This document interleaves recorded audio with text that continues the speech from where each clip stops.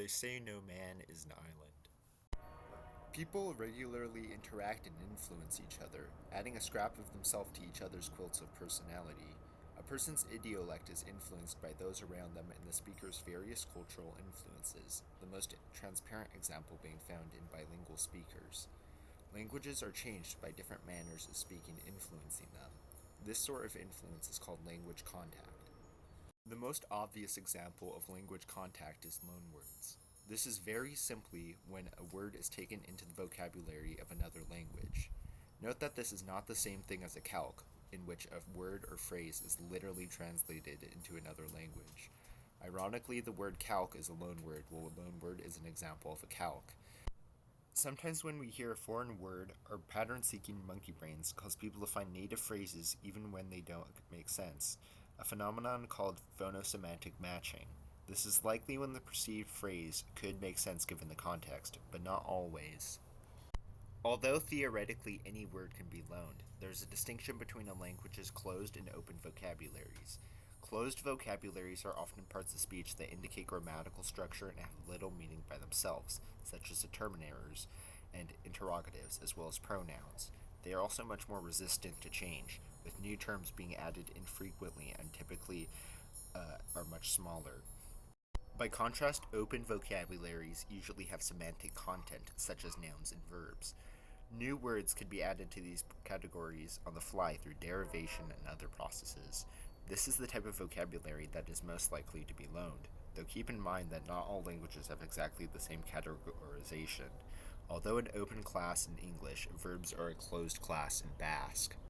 Another thing to keep in mind is the relationship between the cultures that speak the languages. Bilingual speakers will often mix in terms from their native language and other languages that they speak, which often results in non-standard or slang words.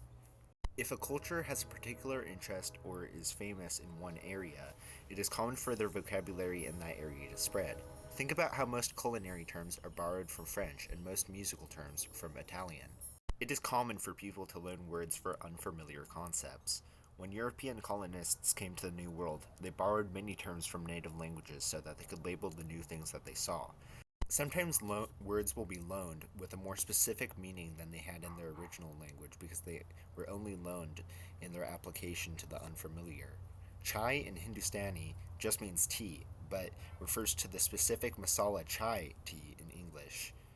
Speaking of tea, over time, a word may be borrowed from language to language until it gets extremely far from the language of origin, called a wanderwort. The word for tea was loaned all over the world via trade from its origin in a southeastern Sintic language. The exact language that the word was borrowed from varies, as does the path it took to get there. This can sometimes create different versions of the same word that come from the same source and end up in the same language, although they may not mean exactly the same thing. This is referred to as a doublet. Note that this isn't the only way that this can happen, as languages can also borrow cognates for native words from related languages. In fact, the language being borrowed from can even be the ancestor of the language itself, especially classical languages. Spanish has many doublets based on words that were borrowed from Latin. This is what is referred to as a learned borrowing, a word that is not loaned naturally but instead intentionally. This leads to one of the most important aspects of language contact: status. The entire reason why there are so many French loanwords into English, even for concepts that the language already had, is because using those words associated the speaker with the elite French culture. Think about the difference between commence and start, maintain and uphold. This is why almost all noble and military rank terms come from French. Many Latin and Greek terms were also borrowed for technical and legal concepts, not only due to Roman texts, but also because it was a sign of education and the high status associated with such professions. To this day, most scientific terms are derived from these languages, with new words even being coined for new concepts. But although a large portion of English vocabulary comes from these languages, most of any given text will be words of Germanic origin, as it is the main source of closed-class function words. Many French and Latin loans are either too technical or too fancy for regular conversation. This sort of relationship between languages and cultures is not only found in English but in other languages as well. A superstrate is a language that is imposed upon a substrate because it is socially superior, just as French was to English. This relationship is often caused by migrations or colonization. Substrate features can be absorbed into a superstrate by virtue of being the popular language or because it has concepts the newcomers might be unfamiliar with. Part of the reason why Arabic dialects are so different from one another is because of different substrate elements upon a shared background as Arab empires conquered North Africa. Add a Coptic substrate, you get Egyptian Arabic. Add a Tamazight substrate, you get Maghrebi Arabic. Of course, this is extremely simplified and not the only reason for diversification, but it speeds up the process and adds unique elements. On the flip side, the superstrate can influence the substrate through status, as the English and French examples earlier provided. Over time, one of the languages can dominate, leaving the other languages either endangered or extinct. Superstrates may go extinct when the elite class chooses to ditch them in favor of the common language, and substrates may go extinct when the speakers choose to use the language of the elite for prestige and work opportunities. Even if a language does go extinct, its presence will still be felt. There's also adstratum, where two languages have roughly the same prestige and influence each other simply because of their proximity, such as Dutch and French in Belgium. Sometimes when groups wish to communicate but do not have a common tongue, they'll form what is called a pidgin. No, not that type of pidgin. This is a simplified form of communication with elements from all participating languages, which often is quite a few, most commonly for trade. It is not a language that anyone speaks natively, just one that is learned for practical means. When a pidgin is formed, the grammar of the language it derives from is simplified dramatically for ease, though it will still have some variation based off the background of the speaker. This includes phonological reduction, lack of inflection, and lack of irregularity. Vocabulary will also be limited to basic terms and ones that are important to the reason why the groups are communicating in the first place. If there is a socially dominant superstrate, it may be a lexifer, or the language from which most of the vocabulary originates, but this is not always the case. A related concept is the Creole, which is a somewhat complicated and controversial concept in linguistics. Creoles can arise when pidgins start to become a first language among children, but this isn't always the case, most notably because of slavery.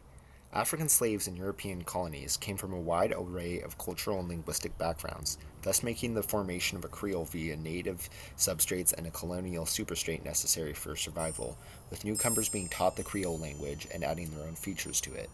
This can lead to a continuum among speakers based on the degree of English features to Creole features, especially when speakers attempt to anglicize their speech due to social stigmas. Still, information about the formation and conditions of Creoles and pidgins is limited, and the exact usage of the terms themselves can vary.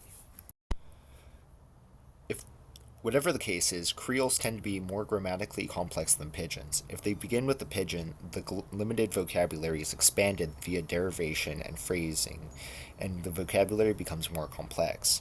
Once a Creole forms, it evolves more or less like any other language. Another somewhat controversial concept is a mixed language, typically wherein bilingual speakers start utilizing elements of the languages they know. These languages often retain much of the grammatical complexities of their parent languages, but often borrow much more heavily in certain areas. For example, the Michif language has a fourfold gender system, combining the animate-inanimate system of Cree with the masculine-feminine system of French. It also borrows much more heavily from French in noun phrases and much more heavily from Cree in verb phrases. Note that the split among lexicon and grammar is common among these sorts of languages. Mixed languages are still a controversial concept, however, because they defy traditional classification and because of debates over whether or not a given mixed language is underlyingly more of one of its parents. Throughout this video, I have mostly talked about loanwords, but language contact can run much deeper than that. Phonetic influence is common, with the speech habits of one language spreading to another. The most apparent example of this would be the French guttural R spreading throughout Western Europe, despite being a relatively uncommon development worldwide.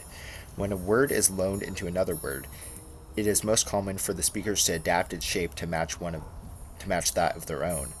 However, through pervasive contact, speakers may start pronouncing foreign phonemes, including them in their language. This can create a distinction between speakers, with higher class or educated speakers generally pronouncing them as they were in their original language and lower class speakers adapting them. Another way that this can happen is with grammatical and syntactical forms. It is extremely uncommon for a language to just straight up borrow another language's grammatical forms, but can develop a similar structure. Think about the similarities in word order and word length in Southeast Asian languages, and also the fact that most of them have classifiers despite being totally unrelated.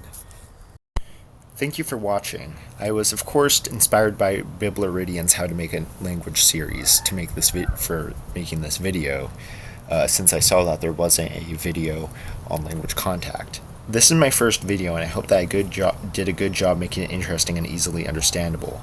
I hope to make more videos in the future on a variety of topics, including my personal conlangs. If you have any questions, comments, or critiques, please feel free to comment them. I filmed this on a Chromebook in my backyard, so the audio quality and the video quality may not be all that great, but I hope to improve that in the future. Thank you again.